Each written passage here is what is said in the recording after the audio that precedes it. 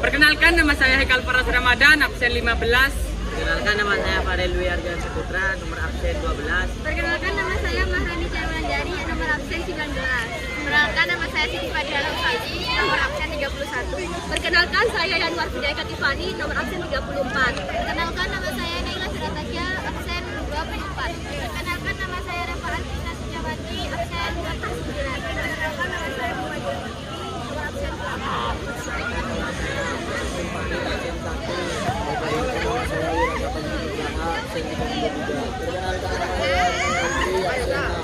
Jas merah. Jangan sekali-kali lupakan sejarah. Mempelajari sejarah merupakan salah satu hal yang paling menarik, karena dengan mempelajari sejarah, kita akan tahu asal mula suatu objek. Banyak hal yang bisa kita eksplor saat mempelajari tentang sejarah. Seperti saat ini, kami, anak-anak SMA 2 Bangkalan kelas 10, sedang melakukan perjalanan ke Museum Trawulan, Candi Bajang Ratu, dan Candi Brahu di Mojokerto.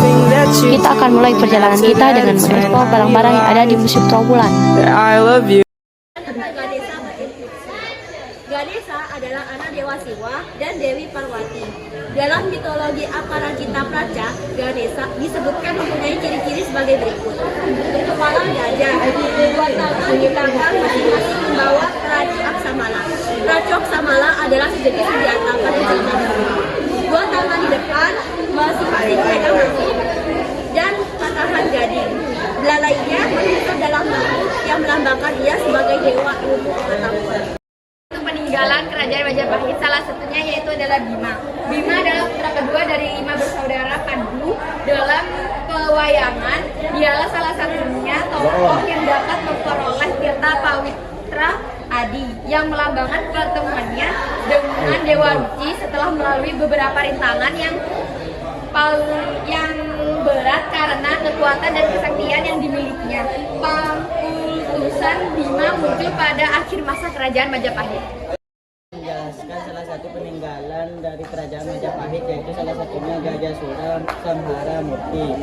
Gajah Sura Samhara Murti adalah salah satu aspek dewa siswa dengan wujud menakutkan atau menyeramkan. Terdapat 8 aspek dewa siswa dalam Samhara Murti. Salah satunya Gajah Siswa Samhara Murti yang berarti pembunuh Gandharwa, berbentuk gajah. Dalam teks Supradegama diceritakan bahwa Raja Gandhawa bernama Andara akan melarikan Dewi Parwiti atau istri Dewa Siwa.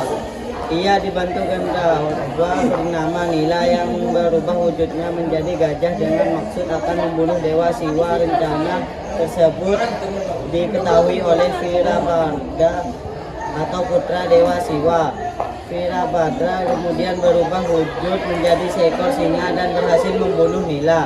Virabhadra lalu mempersembahkan kulit gajah atau Nila tersebut kepada Dewa Siwa. Setelah peristiwa tersebut terjadi, pada akhirnya Dewa Siwa berhasil menghancurkan Gandhawa Andaka yang disebut Gajah Sura Vandamukti. Di sini saya akan menjelaskan salah satu peninggalan kerajaan Majapahit. Salah satunya diantaranya ialah Prasasti Bandaralin. Di sini Prasasti Bandaralin ini ditulis pada keempat sisinya berangkat tahun 907 Saka atau 985 Masehi. Sisi depan aus, tinggal sisi belakang.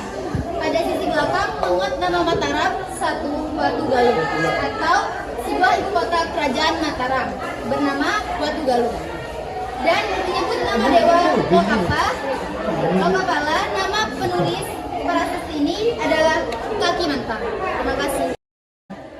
Assalamualaikum warahmatullahi wabarakatuh. Saya akan menjelaskan peninggalan Majapahit. Salah satunya tempayan batu.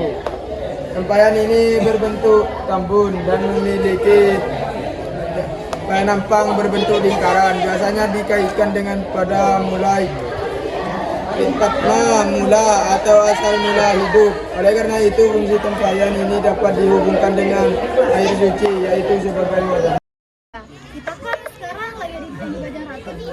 Kira-kira Candi Bajang Ratu itu terletak di mana sih? Nah, Candi Bajang Ratu itu terletak di Dukuh Kraton, Desa Temon, Kecamatan Trawulan, Kabupaten Mojokerto.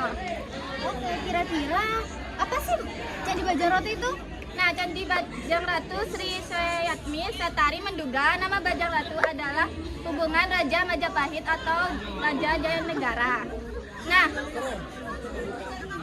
karena kata Bajang berarti kerdil, menurut kitab Karaton dan cerita rakyat, Jayanegara dinobatkan tak kala masih berusia masih kecil, atau sehingga gelar Ratu Bajang atau Bajang Ratu melekat padanya. Mengenai fungsi candi, diperkirakan bahwa Candi Bajangratu didirikan pada abad ke-13 dan ke-14 untuk menghormati Jayanegara. Sri Tanjung di bagian kaki gapura yang menggambarkan cerita peraturan. Relief yang membuat cerita perurutan ditemukan juga, antara lain di Candi Surawana. Candi Surawana diduga dibangun sehubungan dengan wafatnya Bre Wengker akhir abad ke-7. Fungsi lain dari Candi Bajangratu adalah sebagai pintu masuk ke sebuah bangunan suci untuk memperingati wafatnya Jayanegara. Raja kedua Majapahit yang memerintahkan antara 1309 sampai 1328.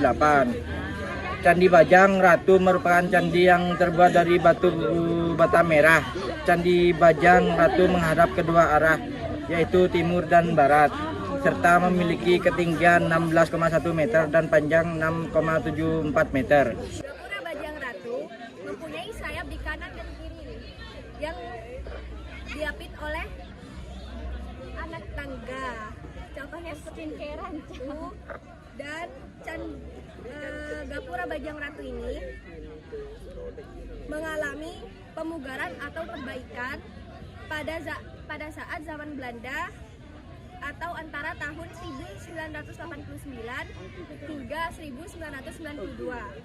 Perbaikan ini dilakukan mencakup penguatan pada bagian sudut dengan cara menyisipkan adonan pengeras ke dalam nat-nat kayu dengan semen cor. Assalamualaikum warahmatullahi wabarakatuh. Di sini saya akan menjelaskan tentang Candi Brahu yang ada di belakang saya ya. Yang pertama itu Candi Brahu terletak di Dukuh Jambu Mente, Desa Bejijong, Kecamatan Trowulan, Kabupaten Mojokerto. Nama Brahu dihubungkan diperkirakan berasal dari kata warahu atau warahu, yaitu nama sebuah bangunan suci yang disebutkan di dalam prasasti Tembaga ala Santan yang ditemukan kira-kira 45 meter di sebelah barat Candi Brahu. Prasasti ini dibuat tahun 861 Saka atau tepatnya 9 September 939 Masehi atas perintah Raja Empu Sindok dari Kahuripan. Menurut masyarakat sekitar Candi Brahu, candi ini dahulu berfungsi sebagai tempat pembakaran jenazah Raja-Raja Brawijaya. Akan tetapi hasil penelitian yang dilakukan terhadap Candi Brahu tersebut tidak menunjukkan adanya bekas-bekas atau mayat karena bilik candi sekarang sudah kosong. Ya, cukup sekian dari saya. Saya akan melanjutkan penjelasan dari tentang Candi Brahu. Di sekitar kompleks candi pernah ditemukan benda-benda kuno lain seperti alat upacara dari logam, perhiasan, dan benda-benda lain dari emas serta arca-arca logam yang kesemuanya menunjukkan ciri-ciri ajaran Buddha. Sehingga ditarik kesimpulan bahwa Candi Brahu merupakan candi Buddha. Walaupun tak satupun arca Buddha yang didapati di sana, namun gaya bangunan serta sisa profil atau stupa yang terdapat di sisi tenggaras atap candi menguatkan dugaan bahwa Candi Brahu memang merupakan candi Buddha. Diperkirakan candi ini didirikan pada abad 15 Masehi. Candi Brahu ini terbuat dari bahan batu bata merah yang menghadap ke arah barat dengan dasar persegi 18 kali 22,5 meter. Tinggi candi yang tersisa sampai saat ini sekitar 20 meter. Candi Brahu ini memiliki sudut yang banyak dari dan tumpul. Atap candi juga memiliki banyak sudut dan puncak yang datar. Sekian dari saya, terima kasih. Assalamualaikum warahmatullahi wabarakatuh. Saya di sini sebagai pelanjut dari penjelasan Rani. akan menjelaskan tentang bagian-bagian tubuh dari candi. Bagian tubuh dari candi dan atap candi tidak terdapat relief atau ukiran, namun susunan bata pada kaki, dinding tubuh, dan atap candi diatur sedemikian rupa hingga membentuk gambar pola geometris yang sangat indah. Candi Brahu mengalami pemugaran atau perbaikan pada tahun 1990 dan selesai pada tahun 1995. Diduga, di sekitar candi ini banyak terdapat candi-candi kecil. Sisanya yang sebagian sudah runtuh masih ada, seperti Candi Mutaran, Candi Gedung, Candi Tengah, dan Candi Gentong. Saat penggalian dilakukan, di sekitar candi banyak sekali ditemukan benda-benda kuno, semacam alat-alat upacara, keagamaan dari logam, perhiasan dari emas, arka, dan lain-lainnya. Sekian dari saya, terima kasih. Akhirnya selesai sudah perjalanan study tour kita ke Museum Trawulan, Candi Bajang Ratu, dan Candi Brahu. Sekarang kami akan menyampaikan kesan dan pesan kita selama study tour ini. Pesan dan kesan saya selama mengikuti study tour ini, saya sangat senang dan bangga dalam mengikuti study tour ini dikarenakan terdapat banyak ilmu dan sejarah-sejarah yang saya pelajari. Pesan dan kesan saya sangat bangga mengikuti studi tour ini karena saya dapat mendapatkan ilmu tentang peninggalan budaya Majapahit. Pesan saya, jangan sampai melupakan peninggalan Majapahit. Pesan dan kesan saya selama studi tour ini, kesan saya sangat senang mengikuti studi tour ini karena menambah wawasan saya, dan pesan saya bangga menjadi bangsa Indonesia karena banyak peninggalan Majapahit yang saya ketahui. Pesan dan kesan saya adalah saya dapat mengetahui peninggalan sejarah masa lalu. Pesan dan kesan saya adalah saya senang mengikuti studi tour ini dikarenakan saya dapat mengetahui peninggalan apa saja yang ditinggalkan oleh kerajaan Majapahit. Kesan dan pesan dari saya selama mengikuti perjalanan study tour ini, saya mendapatkan banyak sekali pelajaran tentang sejarah Majapahit di Indonesia.